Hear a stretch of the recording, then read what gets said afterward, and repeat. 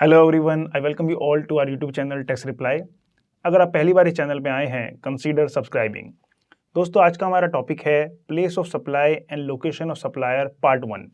Part 1 में हम discuss करेंगे सिर्फ प्रॉपर्टी से रिलेटेड केसेस, यानी प्रॉपर्टी से जो इनकम डिराइव होती हैं, जो बिजनेस प्रॉपर्टी से चलते हैं, उसके ऊपर जीएसटी लॉ क्या कहता है। उसमें हमारे कई केसेस कवर हो जाएंगे, जैसे rental income from property, hotel income, cold storage and warehouse income. ये हमने 3 एग्जाम्पल लिए हैं। हम इसमें फर्दर बाइफिकेशन करी है, डिफरेंट एग्जाम्पल बनाए हैं, उससे आपको क्लैरिटी होगी इस टॉपिक के ऊपर। तो आइए शुरू करते हैं आज का हमारा टॉपिक शुरू करने से पहले सबसे पहले आपको 2 सेक्शन समझने पड़ेंगे, जो कि पूरे इस टॉपिक में आपको काम आएंगे। पहला सेक्शन है सेक्शन 12(3) ऑफ IGST एक्ट, जो डील करता है place of supply of services से। ये सेक्शन कहता है कि जितनी भी प्रॉपर्टी से रिलेटेड प्लेस ऑफ सप्लाई है, वो मान ली जाएगी shall be the location eight which the property is located. यानी जो भी प्रॉपर्टी से इनकम होती है, वहां पे प्लेस ऑफ सप्लाई जो है वो हमेशा होगा लोकेशन ऑफ प्रॉपर्टी, यानी place of supply is equal to place of property. दूसरा सेक्शन है हमारा जो रजिस्ट्रेशन से डील करता है। ये सेक्शन हमें काम आएगा for determining the location of supplier. ये सेक्शन कहता है कि every supplier shall be liable to be registered under this act in the state from where he makes a taxable supply of goods and services. यानी कि कोई भी supplier जिस भी स्टेट से अपनी गुड्स और सर्विसेज सप्लाई करता है, वहां पे उसे रजिस्ट्रेशन लेना मैंडेटरी है। तो ये हम देखेंगे लोकेशन ऑफ सप्लायर के केस में। तो आइए पहला एग्जाम्पल लेते हैं। पहला एग्जाम्पल हमारा बड़ा सिंपल है कि जो आपका सप्लायर है वो दिल्ली में है, उसकी जो प्रॉपर्टी है वो भी दिल्ली में है, और जिसको उसने किराए पे दी है, रेंट पे दी है, वो भी दिल्ली में है, यानी तीनों लोग दिल्ली में हैं। तो लोकेशन ऑफ सप्लायर क्या हुआ? दिल्ली। प्लेस ऑफ सप्लाई क्या हुआ? दिल्ली। प्लेस ऑफ सप्लाई का मतलब ये जो है प्रॉपर्टी जहाँ पे है। लोकेशन ऑफ सप्लायर ये हो गया। लोकेशन ऑफ रिसिपिएंट, दोस्तों ये प्रॉपर्टी से रिलेटेड जितनी भी इनकम होती है, वहाँ पे लोकेशन ऑफ रिसिपिएंट जो होता है वो इररेलेवेंट होता है। तो ये मैंने सिर्फ आपको दिखाने के लिए मेंशन किया है कि ये इररेलेवेंट है, इसको आपको कंसीडर नहीं करना है।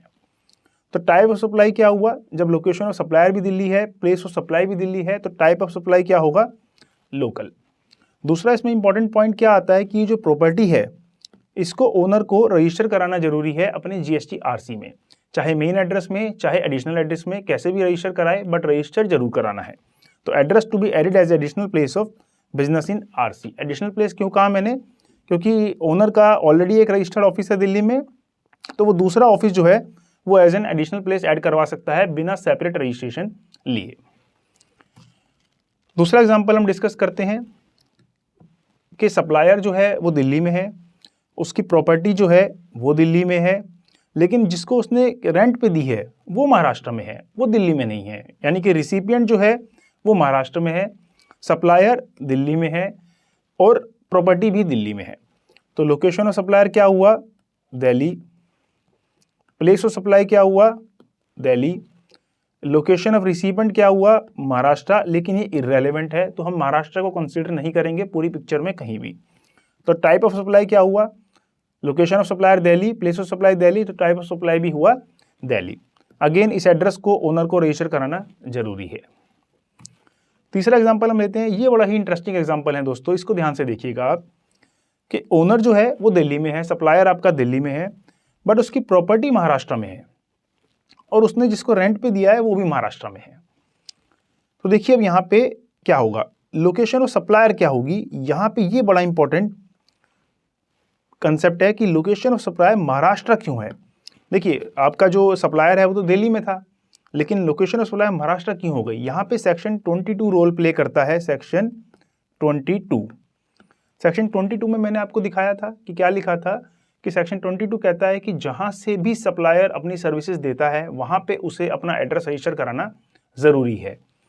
तो इस दिल्ली के सप्लायर का महाराष्ट्र में एक प्रॉपर्टी है, इस प्रॉपर्टी के बिना तो ये सर्विस दी नहीं जा सकती, बिकॉज प्रॉपर्टी को उसने रेंट पे दिया है, तो property is the main service, यानी कि जिससे उसकी इनकम डिराइव हो रही है। इसमें मेन फैक्टर क्या है? प्रॉपर्टी। तो क्योंकि वो महाराष्ट्र में प्रॉपर्टी सिचुएटेड है, तो एज पर सेक्शन 22 उसे महाराष्ट्र में GST रजिस्ट्रेशन कराना पड़ेगा। हालांकि दोस्तों अगर आप इंटरनेट पे सर्च मारेंगे तो आपको इस पर डिवाइडेड ओपिनियन मिल जाएंगे। कुछ लोगों का ये मानना है कि उसे महाराष्ट्र में रजिस्ट्रेशन कराने की जरूरत नहीं है, वो दिल्ली से भी ऑपरेट कर सकता है। लेकिन मैं ऐसा नहीं मानता, बिकॉज इस केस में प्रॉपर्टी जो है वो मेन है और सेक्शन 22 में लिखा हुआ है कि जहां भी आप बिजनेस करते हैं वो आपको रजिस्टर कराना है। बिना इस प्रॉपर्टी को रजिस्टर कराए मैं इसे किराए पे कैसे दे सकता हूँ? और जब रजिस्टर कराऊंगा तो दिल्ली में तो रजिस्टर होगी नहीं, महाराष्ट्र की प्रॉपर्टी वो महाराष्ट्र में ही होगी। तो मेरा ओपिनियन ये है कि लोकेशन और सप्लायर जो होगी वो होगी महाराष्ट्र। हालांकि सप्लायर एक्चुअली दिल्ली में है बट उसकी लोकेशन मान ली जाएगी Maharashtra. Place of supply Maharashtra, because section 12(3) में लिखा हुआ है कि जहां भी प्रॉपर्टी सिचुएटेड है वो आपकी मान ली जाएगी प्लेस ऑफ सप्लाई।